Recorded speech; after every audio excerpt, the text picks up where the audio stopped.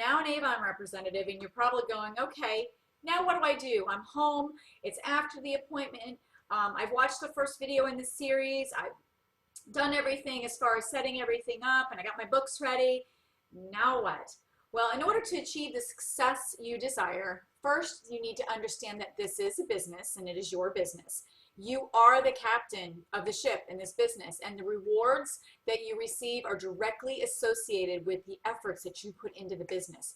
Now, you have to be knowledgeable about Avon products, but please understand, you're brand new. We don't expect you to know all of the products. Just as things launch in the brochure, make sure that you're learning somewhat about them so you can, be sure to inform your customers about them and special deals. Also, be your best customer and make sure that you yourself are using the products. That's number one, make sure you're using them. Number two, your reason. You have to have a why as to why you got started selling Avon.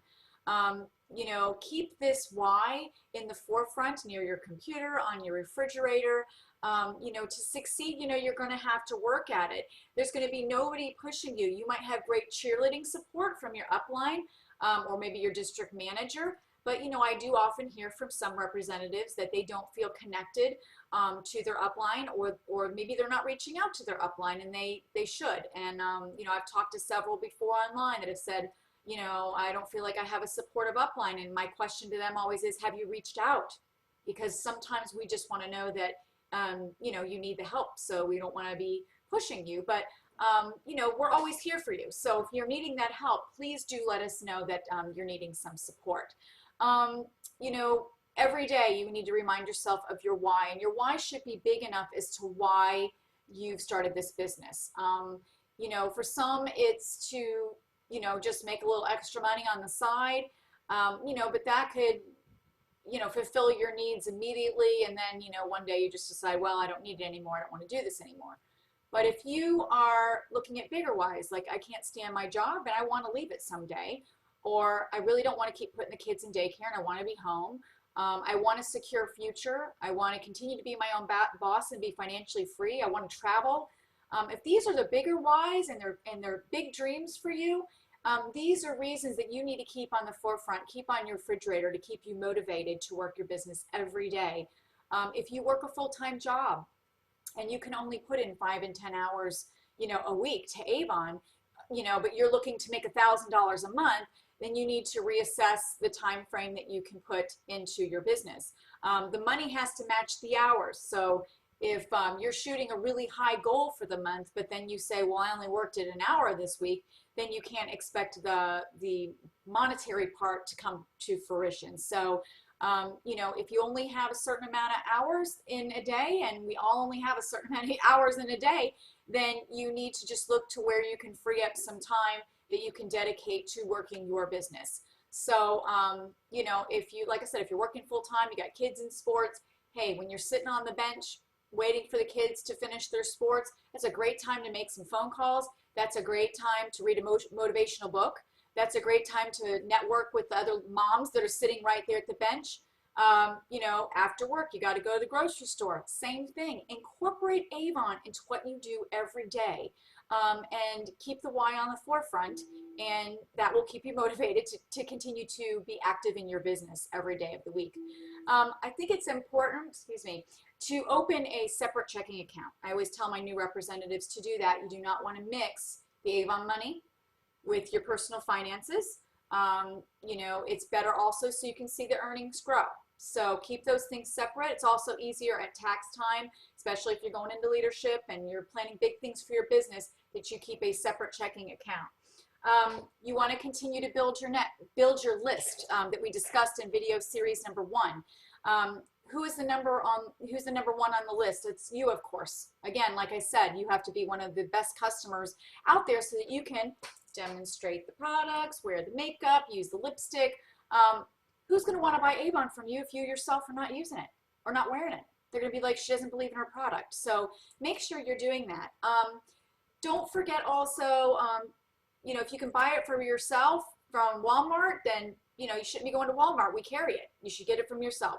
Think of upcoming birthdays, Christmas, any occasion where you can purchase your own products for your family, both local and long distance. Friends, again, and acquaintances that you meet on a regular basis, like your hairdresser or receptionist. When you want to buy a gift, buy it for yourself. You're going to get a discount, and you're going to be able to put more product into their hands.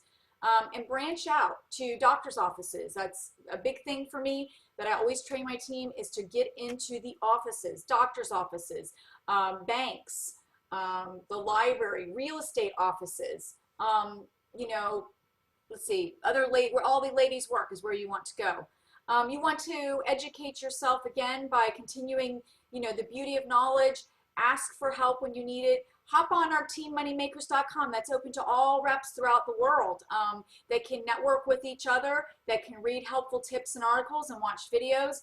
It's out there to help you. So continue to use that. There's even a handy phone list available to you there for important Avon phone numbers.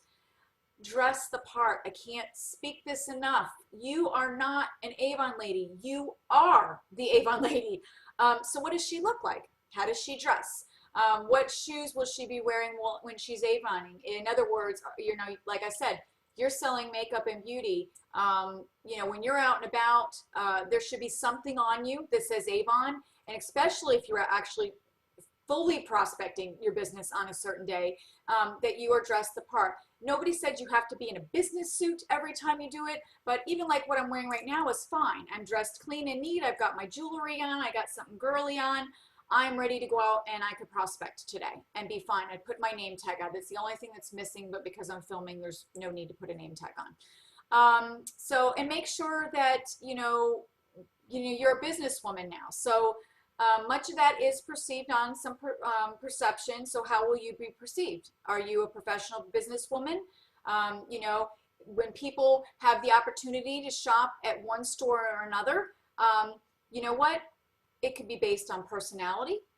They might like your personality better than another person that's come in, or somebody else could have come in that just doesn't use the product, doesn't whatever, and the other person's got the personality and's wearing the look and everything all at the same time. So the point I'm making with this is your customers have the right to choose who they shop with, and in your town and area, you should be their Avon lady. Okay? You need to brand yourself as the Avon lady. So if you are somebody maybe that doesn't wear a lot of makeup, hey, if you could just put on a little blush and a little lip gloss and make sure your hair is clean and neat, your clothes are clean and neat, that's going to, they may say, hey, so-and-so, you're wearing some makeup. I've never seen, yes, I started my Avon business and, I feel more confident. I got, a little lipstick on today. I do, and a little blush. You look fabulous. Oh, well, let me show you the glazewear that I'm wearing, okay? So please keep that in mind. You are the Avon lady, okay? Business cards and brochures. You can go to vistaprint.com to order some business cards or print your own from home by buying the Avery business cards at the store. And also, I recommend that if you are going to be out prospecting, that 10 books is not going to get you very far. If you're looking to make good money with Avon, you need to invest back into your business, into the brochures. Now, here's another point with that. You could order 100 brochures, and if they sit on the couch all week or on the floor all week, that's not going to do you any good. Or if you order a bunch of them and then you never go out with them, that's not going to do you any good. So if you're going to set a goal, as we go back to the goal setting, and you're going to order a good amount of brochures, then you have to have a plan as to how you're going to distribute those and how you're going to get the best response from your investment on them. Now remember, 100 books, it's just under $20 for 100 brochures, okay? Yet 10 books is like $6. So apples and oranges here, people. That's, and I'm speaking frankly because you know what? I understand how you feel if you're new and you're going, oh, I just, I got into business. I really don't have a lot of money. I totally understand how you feel. You know what? I felt the same way at first. I was like, I can't be spending a lot of money on books. But you know what? I found that when I took my profits from my first few orders and I sunk them back into the business, it took $5 and $10 more to order more books. And then the next campaign, more books, that my orders rose and rose and rose. And it's all in the fact that, the more people you reach, the better your sales are going to be. So I understand how you feel if you're new and you're going, I don't have a lot to invest. But you know what? Get out there and sell with the 10 books you have, rotate them, get them back from people if you have to, have them share the business with others. And then when you place your first order, order 30 books, order 50 books, put the money that you earned a little bit back in, and then just keep increasing your brochures as you go. And I promise you that if you are doing that and you are actually physically out there planting seeds with the brochures and following up, that you will see a sales difference. You will. If you're prospecting for new customers, okay? It takes some time. It's not going to happen right away, but you will see a difference. So I've got numerous experience of not only myself, but many representatives that I coached and trained that were afraid to do that. And I would look at their sales and go, gosh, they're only ordering 10 books. That's why they only have $50 in orders. That's why they only sold $80 worth. Then I look at all the people that are ordering 50 to 100 or more brochures. Guess what? They're all my President's Club members. They're all making 40% or more every campaign. The books show. It's all in the paper. So I totally advise you that. Samples. You do not need to go crazy as a new representative and order every sample that we carry, okay? Especially if you're on a budget and you're new and you don't have a lot to invest. Here's what I suggest. Number one, the books now have scented pages. So guess what? Point your customers to them. Flag the page. Let me show you how to flag a page if you're not familiar. You want to take a fragrance page, and you want to, of course, this is right in the front of this one, but you want to just take it and you want to just flag it like this. See how I folded it and stuck it out? You can do that with all of them. Or print something up that says, check out the scented pages on page such and such, such and such, and such and such. You can do that way. And then when somebody places an order, you know what? If all you can afford is $1 pack of samples, then order $1 pack of samples to give to the customers that you just received, okay? Your kit comes with some samples, but you know, each campaign I tell people, you know, or 1 pack of samples. If you've got more to invest, you know, then you can order more if you plan on going into offices and doing some prospecting, okay?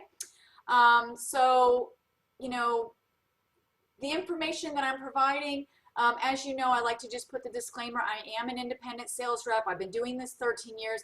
I'm not an expert as far as, you know, what you decide to do with your business, but the tips and the things that I'm telling you are from experience, and it's here to help you. So I hope you will take some of these great tips and hope it helps you as a new representative. And stay tuned for the next video. We're going to be going over, let me pull up my agenda, placing your very first order. So I'll be speaking to you soon. Thanks. Bye.